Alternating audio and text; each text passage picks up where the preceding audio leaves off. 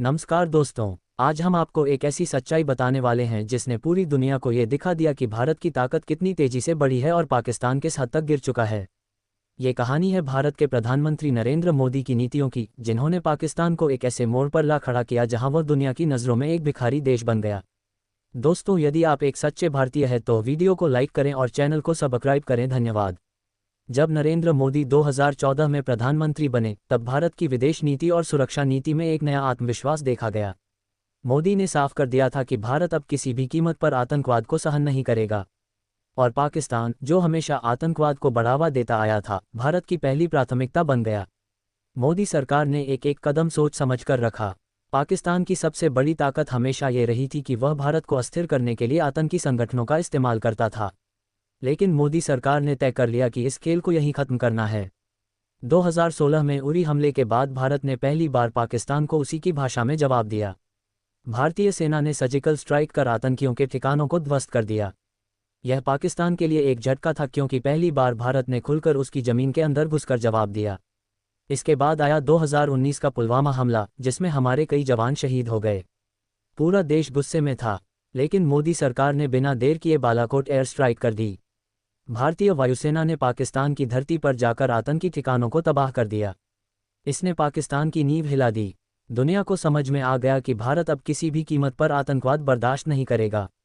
पाकिस्तान की हालत सिर्फ इन हमलों से ही खराब नहीं हुई, बल्कि असली झटका उसे भारत की आर्थिक और कूटनीतिक नीतियों से लगा। मोदी सरकार ने पाकिस्तान को अंतर्राष्ट्रीय मंचों पर घेरना शुरू किया। आतंकवाद को लेकर पाकिस्तान को बार बार बेनकाब किया गया। नतीजा ये हुआ कि पाकिस्तान FATF की ग्रे लिस्ट में डाल दिया गया। इस लिस्ट में आने का मतलब था कि पाकिस्तान पर दुनिया भरोसा नहीं करेगी और वहां निवेश बंद हो जाएगा। भारत ने पाकिस्तान को हर जगह अलग थलग करना शुरू किया। चाहे वह संयुक्त राष्ट्र हो, चाहे G20 हो या ब्रिक्स, हर मंच पर भारत ने पाकिस्तान के खिलाफ आतंकवाद का मुद्दा उठाया। नतीजा ये हुआ कि दुनिया के बड़े देश भी पाकिस्तान से दूरी बनाने लगे। मोदी सरकार ने पाकिस्तान को आर्थिक रूप से भी चोट पहुंचाई। भारत ने पाकिस्तान से होने वाले व्यापारिक संबंधों को धीरे धीरे खत्म किया। 2019 में पुलवामा हमले के बाद भारत ने पाकिस्तान को दिया गया मोस्ट फेवर्ड नेशन स्टेटस छीन लिया। पाकिस्तान से आने वाले सामान पर 200% तक ड्यूटी लगा दी गई। इससे पाकिस्तान की छोटी छोटी इंडस्ट्री भी बर्बाद हो गईं जो भारत पर निर्भर थीं। दूसरी तरफ मोदी सरकार ने भारत की अर्थव्यवस्था को मजबूत किया। Make in India, digital India और इंफ्रास्ट्रक्चर पर बड़े निवेश से भारत की GDP लगातार बढ़ी। भारत दुनिया की टॉप 5 अर्थव्यवस्थाओं में शामिल हो गया, जबकि पाकिस्तान की अर्थव्यवस्था ध्वस्त हो गई। पाकिस्तान के प्रधानमंत्री बार बार दुनिया के देशों के सामने जाकर रोने लगे। कभी चीन के सामने हाथ फैलाते, कभी सऊदी अरब से कर्ज मांगते, तो कभी IMF के दरवाजे पर जाते। हालात इतने खराब हो गए कि पाकिस्तान के पास अपना बिजली बिल भरने तक के पैसे नहीं रहे। वहां महंगाई आसमान छूने लगी, पेट्रोल और आटे की लाइनें लग गईं। भारत ने कूटनीतिक स्तर पर पाकिस्तान को और ज़्यादा अलग थलग करने के लिए कदम बढ़ाए। खाड़ी देशों, जो कभी पाकिस्तान के करीबी माने जाते थे, उन्होंने भी धीरे धीरे पाकिस्तान से दूरी बना ली और भारत के साथ खड़े हो गए। सऊदी अरब और UAE ने भारत में अरबों डॉलर का निवेश किया, लेकिन पाकिस्तान को सिर्फ कर्ज दिया, और वह भी शर्तों के साथ। पाकिस्तान की हालत ऐसी हो गई कि उसका प्रधानमंत्री दुनिया भर में जाकर रोने लगा कि हमें पैसे दो वरना हमारा देश डूब जाएगा। IMF ने भी पाकिस्तान को बार बार कहा कि अगर कर्ज चाहिए तो पहले सुधार करो, लेकिन सुधार करने की ताकत पाकिस्तान के पास थी ही नहीं। मोदी सरकार ने पाकिस्तान पर एक और बड़ा वार किया। भारत ने आतंकियों और अलगाववादियों की फंडिंग को रोकने के लिए कठोर कदम उठाए। कश्मीर में 370 धारा हटाकर पाकिस्तान को एक और करारा झटका दिया गया। पाकिस्तान ने खूब कोशिश की कि दुनिया इस मुद्दे पर उसका साथ दे, लेकिन किसी ने भी पाकिस्तान की बात को गंभीरता से नहीं लिया। अमेरिका, रूस, फ्रांस और यहाँ तक कि अरब देशों ने भी साफ कहा कि यह भारत का आंतरिक मामला है। पाकिस्तान की सियासत भी मोदी के कदमों के बाद पूरी तरह अस्त व्यस्त हो गई। वहाँ की सरकारें बार बार बदलती रहीं। इमरान खान को जेल भेज दिया गया, नई सरकार IMF की शर्तों के आगे झुक गई। जनता सड़कों पर आ गई। महंगाई और बेरोजगारी ने लोगों का जीना मुश्किल कर दिया।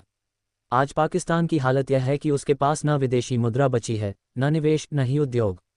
वहाँ की फैक्ट्रियाँ बंद हो चुकी हैं, बिजली का संकट है, खाने पीने की चीज़ें महंगी हैं। पाकिस्तान का रुपया इतना गिर चुका है कि $1 खरीदने के लिए सैकड़ों पाकिस्तानी रुपये लगते हैं। दुनिया के सामने पाकिस्तान की छवि एक भिखारी देश की बन चुकी है। वहीं दूसरी तरफ भारत नई ऊंचाइयों को छू रहा है। मोदी सरकार ने भारत को G20 की अध्यक्षता तक दिलाई। चंद्रयान 3 ने चांद पर लैंड कर पूरी दुनिया में भारत का परचम लहरा दिया।